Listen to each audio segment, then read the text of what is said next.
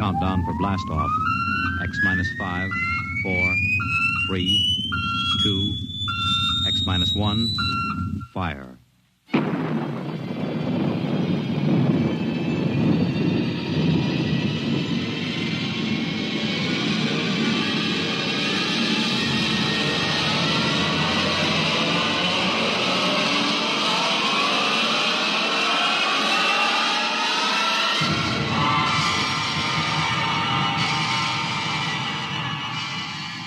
From the far horizons of the unknown come transcribed tales of new dimensions in time and space.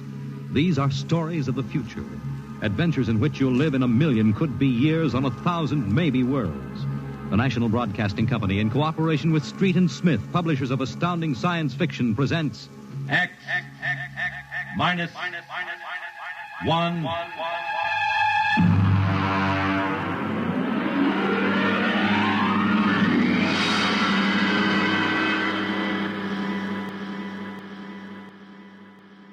Tonight's story, A Gun for Dinosaur, by L. Sprague de Camp.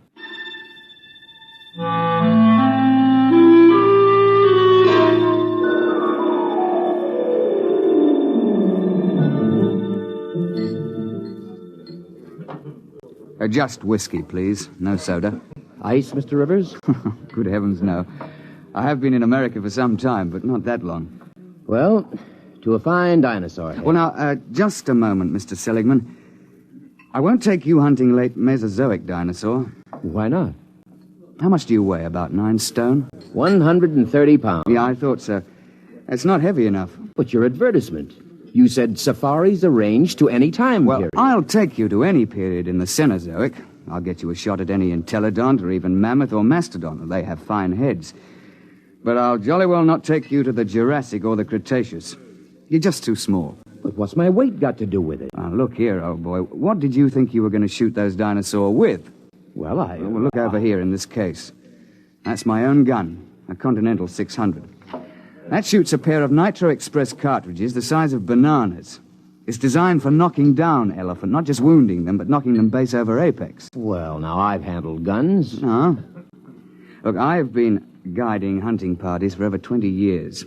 But I've never known a man your size who could handle the 6-0. It knocks him over. Well, people have killed elephant with lighter guns, even a 375. Yes, but consider an elephant weighs, well, let's say from 4 to 6 ton. You're planning to shoot reptiles weighing 2 to 3 times as much as an elephant. Now, I tell you, Mr. Seligman, I won't take anybody hunting dinosaur who can't handle a 6-0. Look, let's pour another drink and I'll tell you why. You see, I went into the partnership with the Raja about 5 years ago. I call him that because he's the hereditary monarch of Jaipur. It means nothing, of course. We both wanted to do a bit of hunting again. And Africa's all played out. It's too civilized now. So when we heard of Professor Prohaska's time machine at Washington University, we caught the next plane to St. Louis. The foundation administering the machine had worked out an arrangement splitting the time between scientific parties and hunters who wanted to try their luck at prehistoric game. Hunters paid through the nose, of course, to support the project. Well, it was about our 5th safari that Courtney James showed up. He's what you chaps call a playboy. He's a big bloke, handsome in a way, florid, beginning to turn to fat. He was on his 4th wife. And when he showed up at the office with a blonde, I assumed that this was the 4th Mrs. James. But he left her in the outer office and corrected my assumption. Bunny? Oh, no, she's not my wife. My wife is in Mexico, I think, getting a divorce. But Bunny here would like to go along. I'm sorry. We don't take ladies. Not to the late Mesozoic. If she wants to go, she'll go. She skis and flies my airplane, so why shouldn't she? There are enough risks at 85 million BC without adding to them. I'm sorry, but it's against the firm's policy. Now, look here. I'm paying you a lot of money. I'm entitled... You can't hire me to do anything against my best judgment. Now, if that's how you feel, get another guide. All right.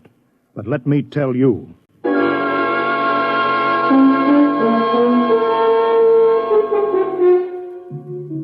Oh, it ended with my telling him to get out of the office or I'd throw him out. And I was thinking sadly of all that lovely money that James would have paid me. When in came another side, an August Holtzing, a slim, bald chap with glasses. Mr. Rivers, I don't want you to think I'm here under false pretenses. I'm really not much of an outdoorsman, and I'll probably be scared to death when I see a real dinosaur. Oh, well, most of us are frightened at first, but it doesn't do to speak of it. Well, you see, I've always run a grocery store till my uncle died, and, I've got a great deal of money now. Uh-huh. And I'm building a new house. I'm engaged, getting married, and, I'm determined to hang a dinosaur head over my fireplace or die in the attempt. A ceratopsian, I think. That's the one with the big horned head and the frill over the neck, isn't it? Well, you want to think twice about that, you know. If you put a 7-foot Triceratops head into a small living room, there's apt to be no room left for anything else. I know it's ridiculous, but I'm determined to do something big for once. Since there's no more real big game hunting, I'm going to shoot a dinosaur and hang his head over my mantel. I'll never be happy otherwise.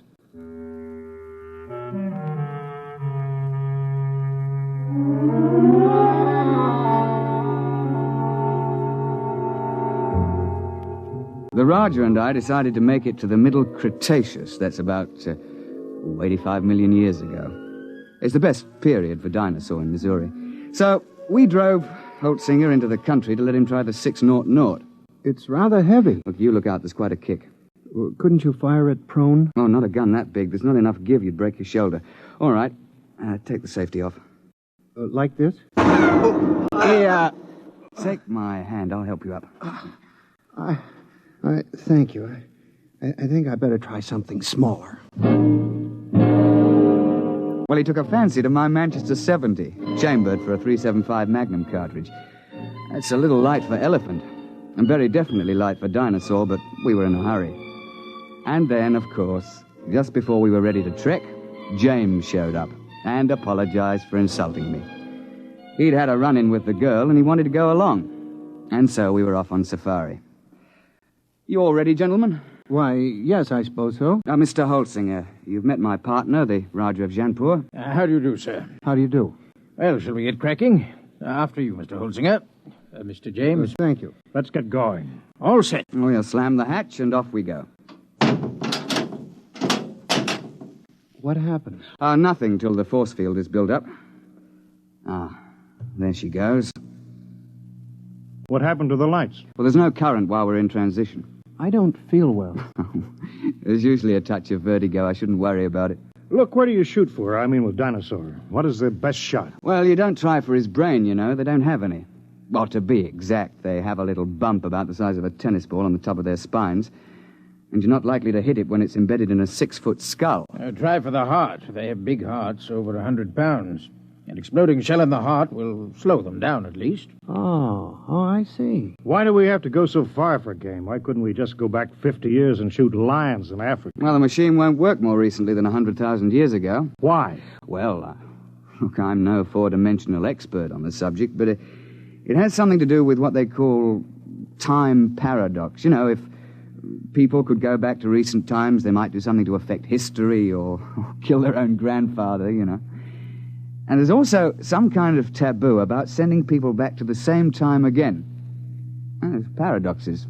Mustn't have them. What would happen? I'm not sure, but the university isn't taking chances. They've got about a billion years to cover. They won't run out of eras. Hello?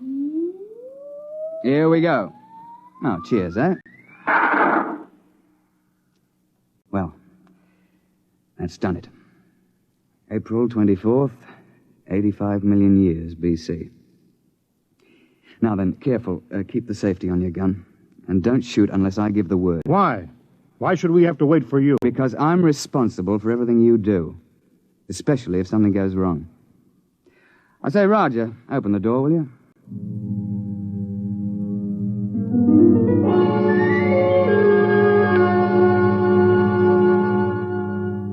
In this period, the time chamber materializes on top of a rocky rise. At the west, you see the arm of the Kansas Sea that reaches across Missouri, and the big swamp where the sauropods live. To the east, the land slopes up to a plateau. It's good for ceratopsians.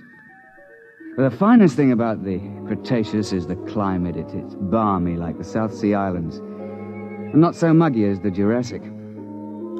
Oh, we sent the time chamber back off and looked about. It was spring, with the dwarf magnolias in bloom all over.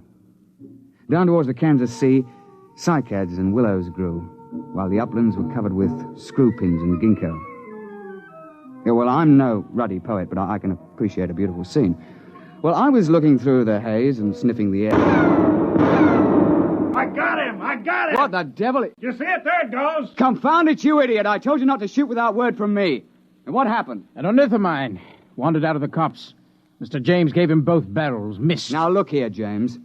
One of the biggest dangers on a safari is trigger-happy sahibs who get panicky. You're not to shoot unless you're told. You understand? Who do you think you are to tell me when to shoot my own game? Now, look here. Firstly, if you shoot off all your ammunition before the trip is over, your gun won't be available in case of a pinch. And secondly, if you empty both barrels, what would happen if a big theropod should charge before you could reload? And finally, it's not sporting to shoot everything in sight. Is that clear? All right. Well, now then. First task is fresh meat.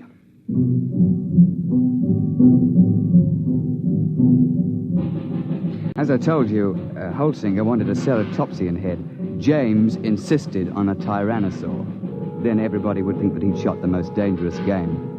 Well, the fact is that tyrannosaur's overrated. But everybody's read about the tyrant lizard, and, well, he does have the biggest head of the theropods. Oh, and he'll snap you up if he gets the chance, no fear. Oh, we started off searching for meat. The Raja and I put the sahibs in front. We tell them it's so that they'll get the first shot, which is true, but another reason is that they're always tripping and falling with their guns cocked, and if the guide were in front, he'd get shot.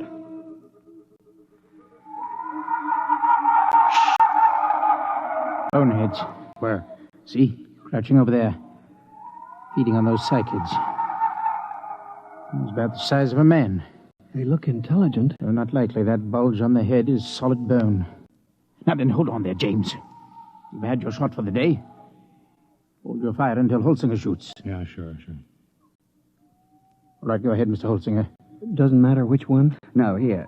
Try that one by the rock. There's a good clear shot. Or take your safety off. Oh. Go ahead now. Well? Shh. Nuts. I've had enough of this. James, don't... I got him clean right through the heart. First shot. How's that? I thought you were going to give Holsinger the first crack. It's his turn. Well, I waited. Took so long I thought he'd gotten buck fever. Very well. But if this sort of thing happens once more, we leave you at camp the next time we go out. The next couple of days, we trekked around the neighborhood and then headed over to the sauropod swamp, over to the west. We were staked out along the edge of the lake, watching a big beggar out in the swamp waving his head about. And they're the big ones. They look something like the brontosaur. Can't we shoot him? I wouldn't. Why not? Well, there's no point to it, and it's not sporting. Like, if you kill one in the water, he sinks and can't be recovered. And if you kill one on land, well, the only trophy is that little head on the top of that long neck. You can't bring that whole beast back because he weighs 30 tons or more. That museum in New York got one. Oh, yes. Well, they sent a party of 48 to the early Cretaceous with a 50 caliber machine gun. They spent 2 solid months hacking and sawing the carcass apart and hauling it to the time machine. I know the chap on the project, and he still has nightmares in which he smells decomposed dinosaur. And they also had to kill a dozen big sauropods who came in for the party. And then they had them lying around, too. They lost 3 men. Reggie, duckbill. Where? Where are they? Up there at the shoreline. Now, keep your voices down. You see? With the crest on the back of their heads. Mr. Rivers, I've been thinking over what you said about those heads. If I could get one of those duckbills, I'd be satisfied. It'd look big enough over my mantle, wouldn't it? I'm sure of it, old boy. Well, let's be off. Roger, you wait here with Mr. James. Shouldn't take us long.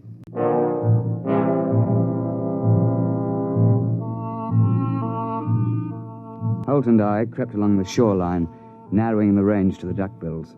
I think I can make the shot from here. I'll be ready in a minute. My shoe is loose. He's getting away. I won't get a shot.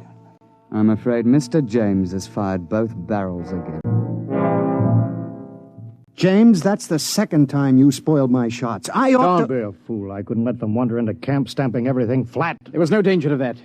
You can see that the water is deep offshore. It's just that our trigger-happy Mr. James can't see any animal without shooting. They're perfectly harmless. And if it did get close, all you have to do is to throw a stick of firewood at it. But how was I to know? I believe I mentioned it. Well, what are we on this miserable trip for, except to shoot things? There are certain rules, you know. You call yourselves hunters. I'm the only one who was hitting anything. And if it did get close, all you have to do is to throw a stick of firewood at it. Well, that's how you feel. Give me some food and I'll go back to the base by Now, myself. don't be a bigger ass than you can help. That's quite impossible. All right, I'll go alone. I wouldn't want to pollute your air with my presence. Yeah, that's an attractive thought, Reggie, but we can't let him go. He'll get lost or starve. All right, I'll go after him.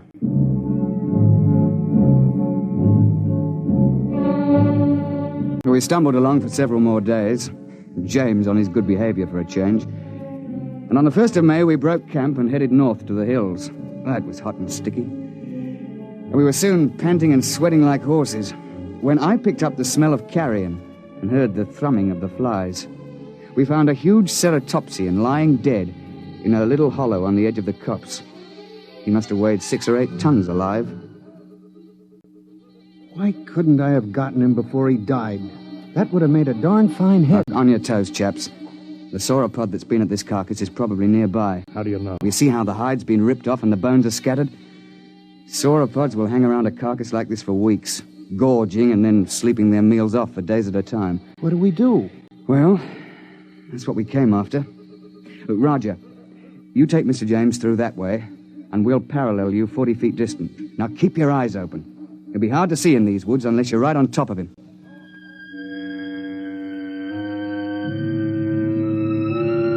We pushed through the edge of the copse, looking for the huge flesh-eater who'd been at the carcass. I could hear James and the Rajah pushing ahead on my right. We were separated by a gully when I heard a noise ahead on our left. What is it? I don't know. Take the safety off your gun. Oh, there it is. It's one of those boneheads. Ah, well, they're not dangerous at any rate. But be careful. That sauropod might still be around. I've got him! Got him clean! Well, he's done it again. He shot the bonehead. I've got him! Look out! Look out! Dinosaur!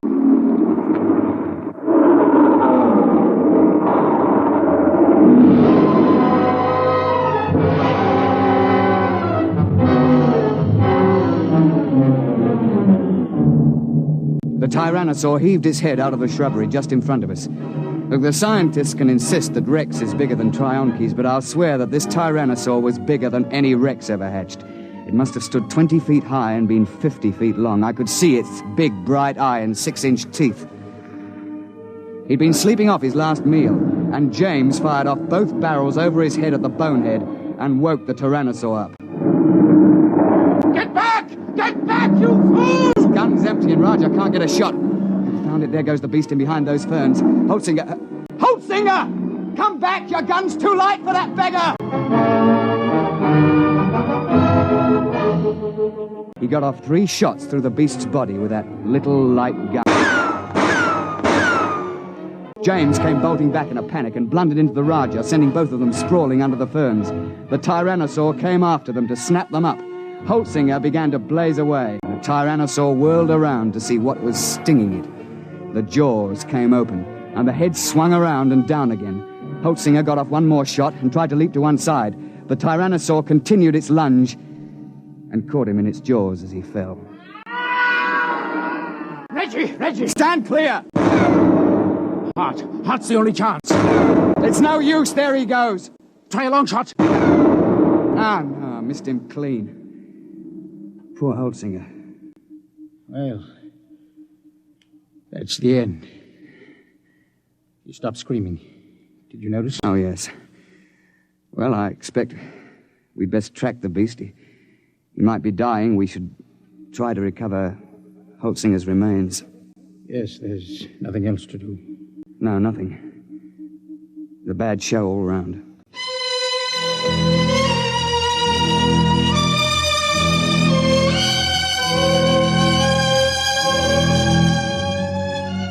An hour later, we gave up and went back to the glade looking very dismal. Where have you two been? We were occupied. The late Mr. Holtzinger. Remember? You shouldn't have gone off and left me. Another of those things might have come along. Isn't it bad enough to lose 1 hunter through your stupidity? What? Sure, you put us in front of you, so if anybody gets eaten, it's one of us. That's... You stinking little swine. If you hadn't been a first-class idiot and blown those 2 barrels again, this never would have happened. Holtzinger died trying to save your worthless life. And I wish he'd failed. Why, I ought to... Now then, my laddybuck, I'm glad you did that. It gives me a chance I've been waiting for. Now get up, and I'll be glad to finish off. You won't finish anybody off. All right, put your hands up. Both of you. I won't let anybody do that to me. You can't get away with murder. Why not? Won't be much left of you after you're hit with a 600 explosive shell. Nobody could prove anything. They can't hold you for a murder 85 million years old. The statute of limitations, you know. Nice work, Roger, old chap. Well, suppose we tie this chap up and take him back to camp.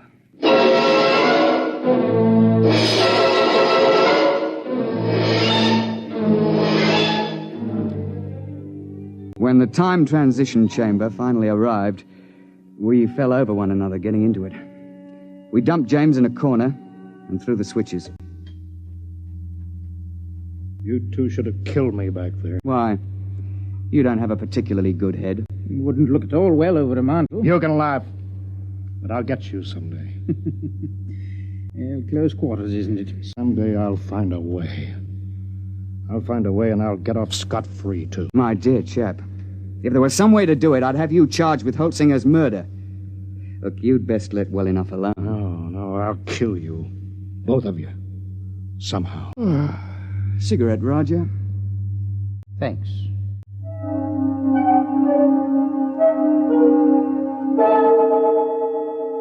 When we came out in the present, we handed him his empty gun, and off he went. We paid everybody off, found that we were broke. But quite luckily, a steel manufacturer turned up who wanted a mastodon head for his den. While we were standing in the laboratory at the university waiting for the time chamber, the technician, he's a bookish chap, a theoretical temporal physicist, was watching his dials and scopes. Oh, by the way, Mr. Rivers, you just missed him. Missed who? That last client of yours, Mr. James. Well, that's good luck. What was he doing here? Oh, he told me quite a tale. Said he'd lost his wallet back there. Said it contained some very valuable papers. It must have been valuable. He paid the university fee of $5,000 for the use of the chamber. He's on his way back there now. Back where? Well, he told me to send him back a few minutes before you arrived the last time. Then he could see himself drop the wallet. He's going to stand there and watch himself come out? Yeah, but, doesn't that create what you chaps call a paradox? What happens when a man tries to occupy the same time twice? No, we don't know. It's never been tried before. Well, we tried to warn him, but he insisted. Yes, I know. He's a headstrong chap. Still, you wouldn't think he'd chance it just for the sake of a wallet. Was he armed? Yes. He had a 375 Express. 375? Well, that's odd. He knows it's too light for Dinosaur. Yes, but not too light for a man. I say, Roger, you don't think Mr. James is lurking behind a bush back there until we show up again? And planning to pot us as we step out? That's impossible. We already did step out of the chamber and nothing happened. Yeah, but that was before Mr. James was waiting with an express rifle cocked. Hey, Doctor? What, you mean he's planning to murder the two of you? Oh, I wouldn't be a bit surprised. I don't suppose there's anything you could do to stop the process now. No, it's too late. The chamber's in transition now. Look, hadn't you better get out of here before he kills you? Well, there's no point in running. If Mr. James's theory is right, we've both been dead for 85 million years. We might as well wait and see what happens. Transition point coming up. Well, it's been quite a world up to this point. Hey, Roger? Yes, right. Here it goes.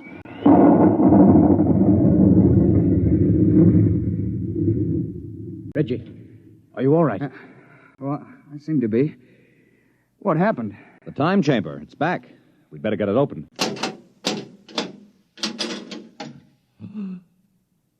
Good Lord, look at that.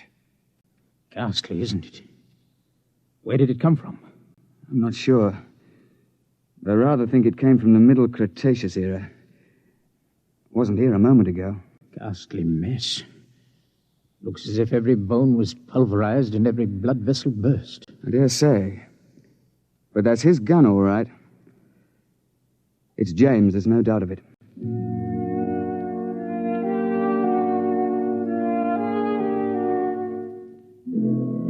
So, that's the story, Mr. Seligman. Of course, I don't understand the mathematics, but the idea's rather easy to grasp. Nobody had shot us when we first emerged on the 24th of April, 85 million BC.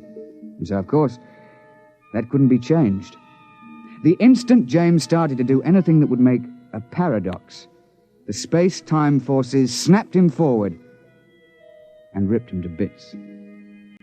Well, they know a good deal about that now, and there's a safety margin of 500 years between each trip. You can't have paradoxes, you know. It just isn't done. And you see, I'm a lot more careful now. I shouldn't have taken James when I knew what a spoiled, unstable sort he was. Or Holtzinger either, when I saw that he was too small to shoot a dinosaur gun. With a heavier gun, he'd probably have knocked the Tyrannosaur down and saved his own life. So, Mr. Seligman, that's why I won't take you to that period to hunt. I'm sorry, but you're just too light. You're not big enough to handle a gun for Dinosaur.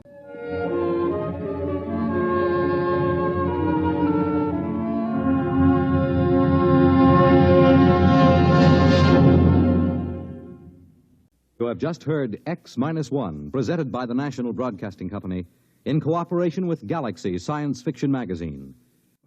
Your announcer, Fred Collins. X-1 was directed by Daniel Sutter and is an NBC Radio Network production.